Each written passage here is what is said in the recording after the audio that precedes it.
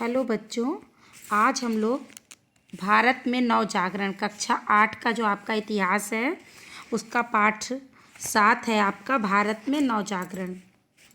इसको पढ़ते हैं और इसके साथ साथ प्रश्न उत्तर भी करते हैं। तो आपको ये पता होना चाहिए कि ये है क्या, नवजागरण है क्या। आपने शुरू से पढ़ा कि देखिए भारत विदेशी कैसे आए, फिर कंपनी की स्थापना कैसे हुई, फिर कंपनी का प्रभाव क्या पड़ा, उसने अपना भारत देश में कैसे विस्तार किया, फिर किस तरह से स्वतंत्रता संग्राम का युद्ध हुआ। फिर उसके बाद जाकर के अब ये सब पढ़ते पढ़ते अब आप आए हैं पाठ 7 में, भारत में नवजागरण, कैसे जागृति आई भारत में।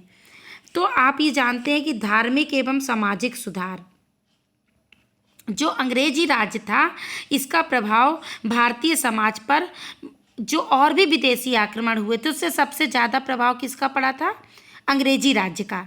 बहुत विदेशी हमारे देश में आए, लेकिन जो अंग्रेज़ों ने हमारे ऊपर प्रभाव डाला वो किसी ने नहीं डाला। क्यों? ये ऐसे आक्रमणकारी से हमारा सामना हुआ था जो न केवल श्वेत थे, मतलब सफ़ेद थे, गोरे थे, अपितु जो अपने आप को सामाजिक एवं सांस्कृतिक रूप से भी अधिक उत्तम समझते थे। वो गोरे तो थे ही, लेकिन सामाजिक और सांस्कृतिक रूप से उनकी जो विचार थे, सोच थी, वो भी उनकी अच्छी थी।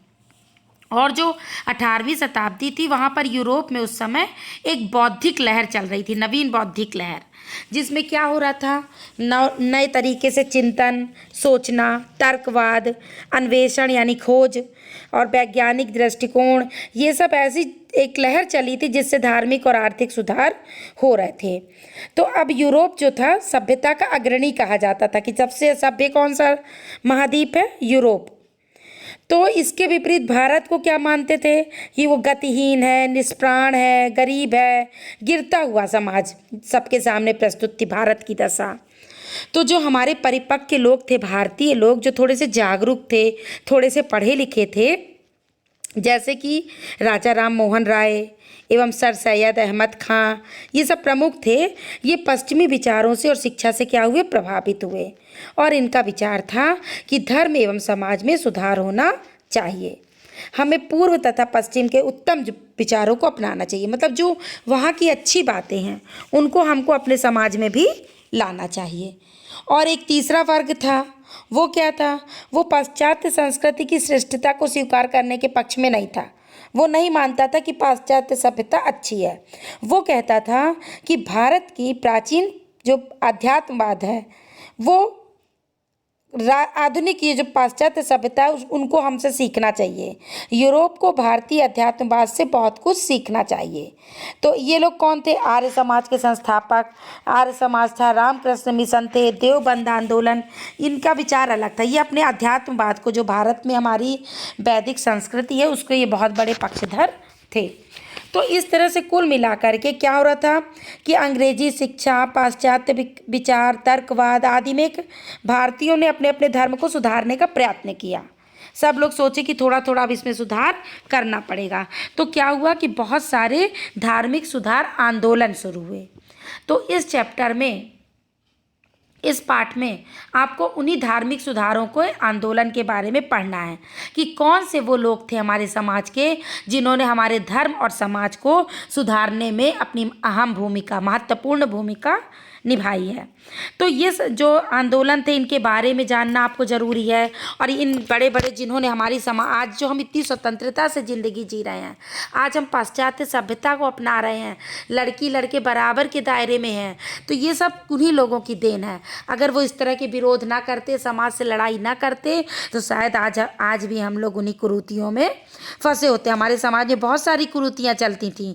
कुछ कुरीतियों को आप जानते हैं, सती प्रथा, विधवाओं का पुनर्विवाह न करना, देवदासी प्रथा, ये सब बहुत ज़्यादा कुरीतियाँ थीं। ठीक है, हम थोड़ा थोड़ा इनके बारे में भी आपको बता देंगे, समझा देंगे। लेकिन बात ये आती है कि इनमें सबसे ज़्यादा प्रमुख किसने काम किया था। एक थे हमारे राजा राम मोहन राय। इन्होंने क्या किया था, 1828 में ब्रह्म समाज की स्थापना की थी। इन्होंने समाज सुधार के अनेक कार्य किए थे, जैसे बाल विवाह। बाल विवाह आप जानते हैं, बाल विवाह मतलब अब तो अब बड़े होकर के शादी होती है, पहले बच्चों बच्चों की ही शादी कर दी जाती थी।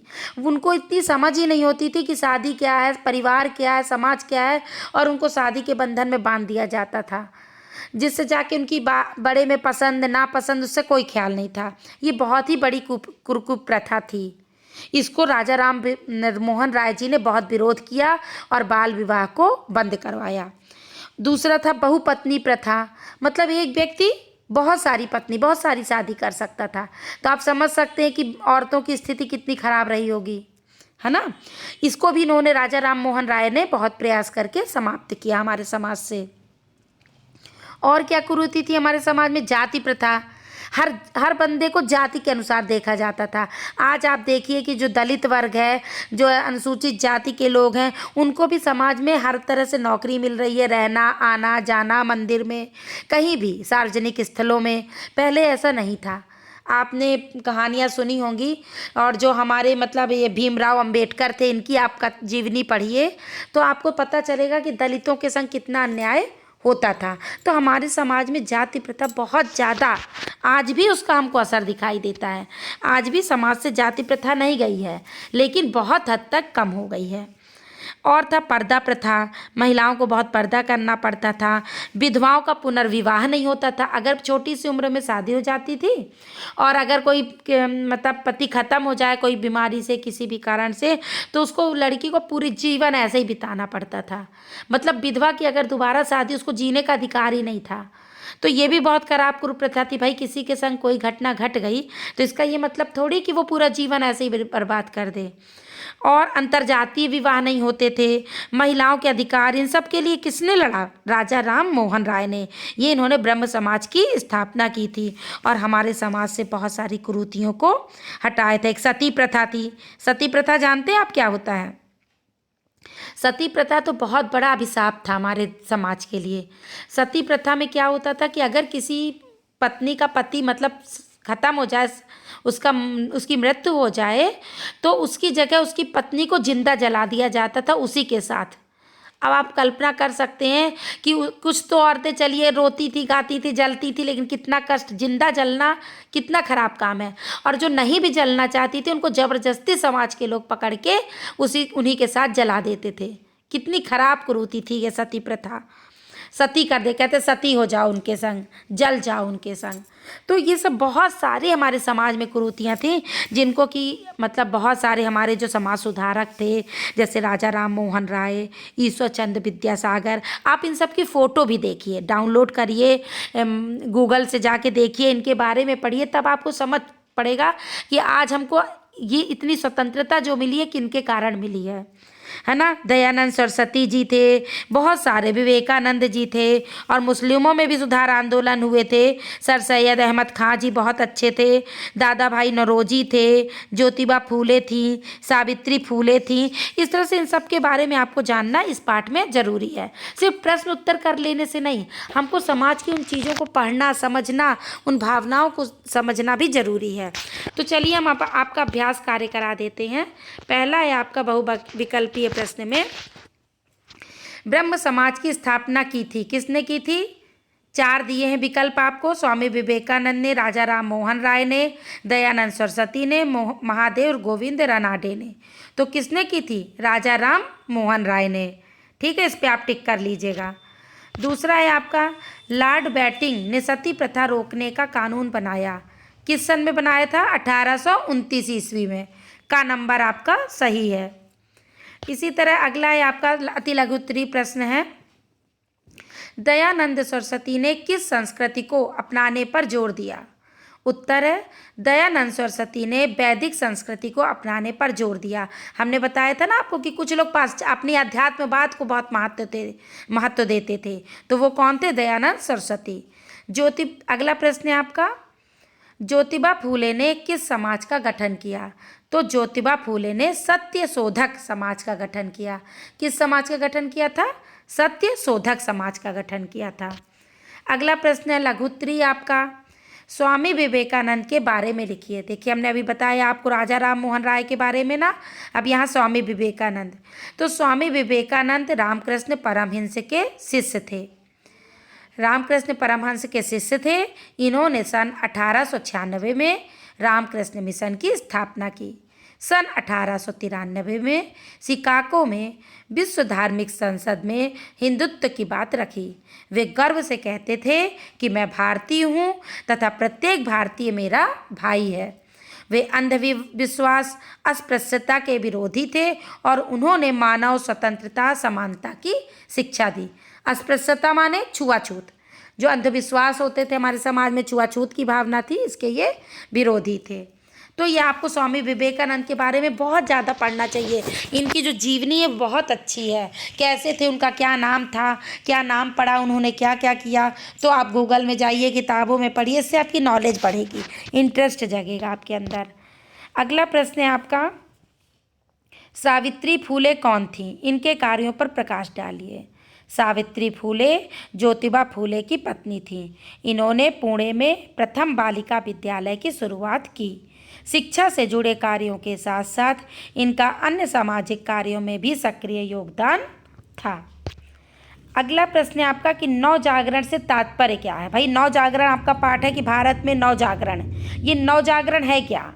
नव माने नया, जागरण मतलब जागना। जागने से मतलब सिर्फ ये नहीं कि रात भर जाग गए। जागरण का क्या मतलब है?